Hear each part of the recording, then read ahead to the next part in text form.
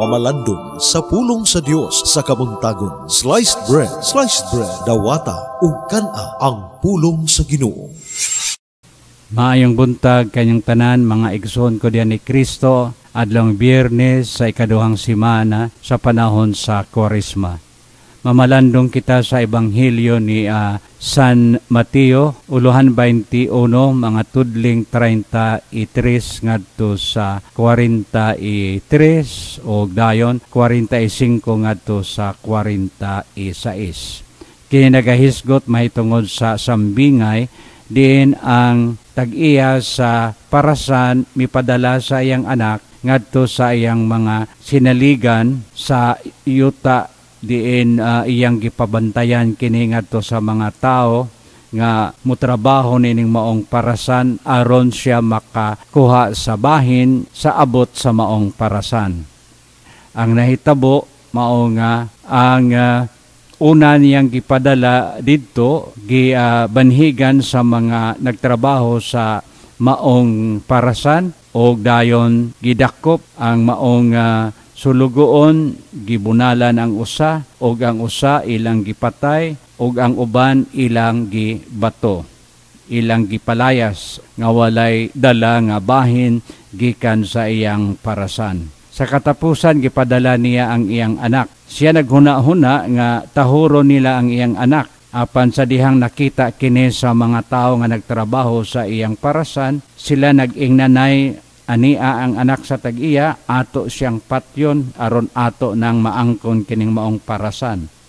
Pusa gidakop o gitaral nila ang maong anak sa tag-iya, gawas sa parasan o gipatay.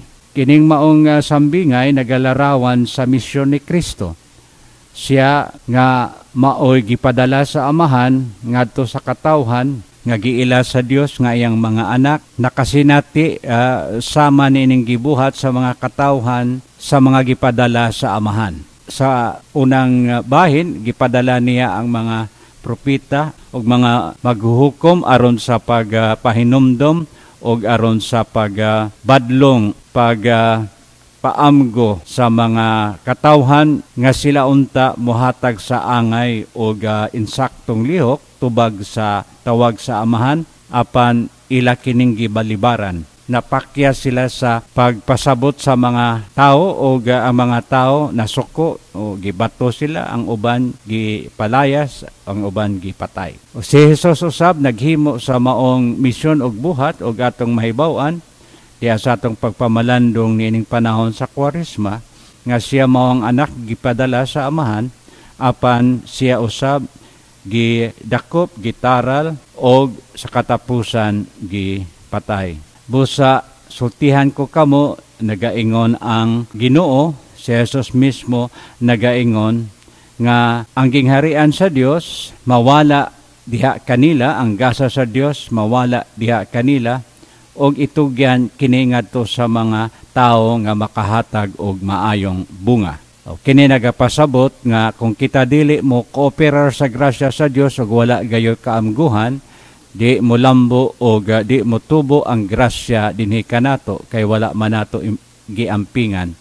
Apan mutubo ang grasya ug mulambo kini diha sa mga tao bisan pa sila dili kaha mahisakop diha sa atong simbahan o kaha mga tao nga wala sila'y pagtuo apan maayo ang ilang kabubuton sandig diha sa pagsalig o pagtuo sa kaayo o gugma sa makagagahom nga makadawat sa grasya sa gingharian sa Dios.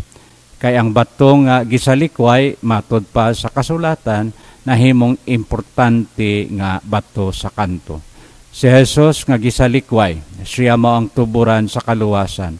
O kung dili nato siya dawaton, ang pagsalikway kaniya mahimong dakong babag o dili kita maka-kooperar sa grasya sa kaluwasan nga gipadangat sa Ginoo kanato. Dagang salamat sa inyong pagpaminaw ug maayong buntag kaninyong tanan. Sliced bread, dawata ug kana ang pulong sa Ginoo.